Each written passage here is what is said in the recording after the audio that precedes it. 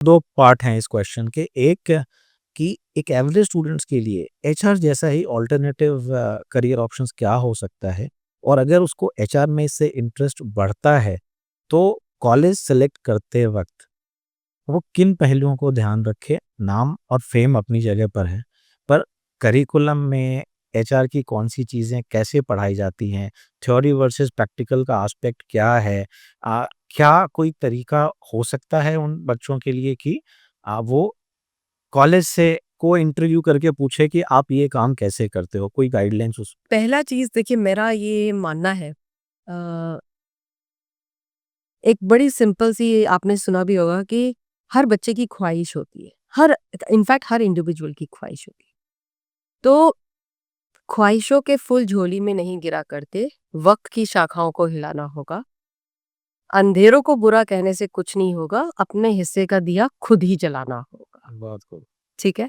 तो पहली बात है जो आपकी जो ख्वाहिश है, तो देयर इज़ आई मीन देखिए कोई आपने एवरेज बच्चे की बात करी, ठीक है? हम ये एवरेज बच्चे को डिफाइन कैसे कर रहे हैं? पहला क्वेश्चन तो मेरा यही आता है। मेरा ये मानना है कि कोई भी बच्चा जो होता है, चाहे वो आप उसे सुपर इंटेलिजेंट कह रहे हो, इंटेलिजेंट कह रहे हो, एवरेज कह रहे हो या वीक कह रहे हो, सबसे पहले तो आप यही गलती कर रहे हो। हर बच्चा एज़ अ पर्सन बहुत अच्छा होता है, फर्स्ट। तो पहला तो हमें यही इरेज़ करना होगा कि भई तुम इंटेलेक्चुअल नहीं हो और तुम इंटेलिजेंट नहीं हो या तुम वीक हो। पहला, देखिए आप उसके इमोशंस का वो करें, ठीक है? दूसरी चीज़, मैं बच्चे को 3 कैटेगरी में डालती हूँ, ठीक है? इसका मैंने सिंपल कर रखा है quotient, IQ, CQ and EQ, आइस, सिंपल बेसिस में आइस। So IQ means intelligent quotient, CQ is creative quotient and EQ is emotional quotient, ठीक है? तो यहाँ तक अभी आपको समझ में आया? अब क्या है कि मैं अभी ये आपके फर्स्ट क्वेश्चन का जवाब मैं दे रही हूँ। अ, जब बच्चा बड़ा हो रहा होता है, तो उसका जो एनवायरनमेंट होता है वो बहुत मैटर करता है, बहुत मैटर करता है। तो उसके आस-पास लोग कैसे हैं, उसके माँ-बाप का तरीके, उसके गुरुज़ जो और उसके जो फ्रेंड सर्कल, आस-पास की सोसाइटी बहुत matter that is an environment. इसमें माँ-बाप का भी बहुत बड़ा योगदान है।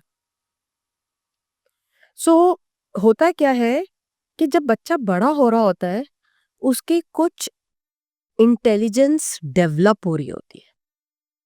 सो गार्डनर एक रिसर्चर थे, वो थे साइकोलॉजिस्ट। उन्होंने एक मल्टीपल इंटेलिजेंस टेस्ट निकाला हुआ है। मैं ये सबको बोलती हूँ, पेरेंट्स को और बच्चों को भी, कि जब आप 8th एंड 9th क्लास में आते हैं आप वो टेस्ट ले लीजिए, because I do the coaching for the kids to identify what could be their good profession. तो 7 टाइप के इंटेलिजेंस होते हैं। वो आपको ये देखिए, इंटेलिजेंस वो जो सारे के सारे होंगे, आपके भी वो साथ होंगे, लेकिन एक डोमिनेंट होगा।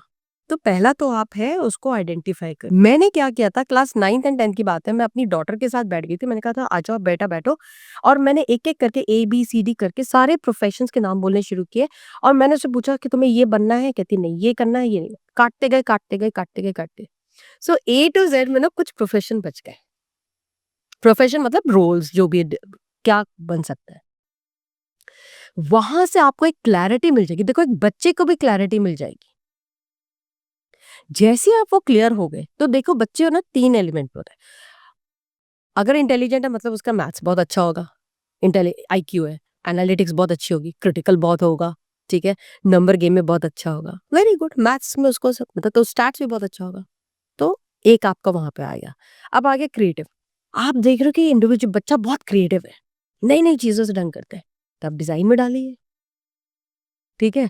और अगर आपका बच्चा EQ, उसका इमोशनल क्वेश्चन बहुत अच्छा है, मतलब इमोशनल क्वेश्चन मतलब self, that is intra, and second one is inter which is with the people, people management बहुत अच्छी है, तो उसको HR में डाल दीजिए।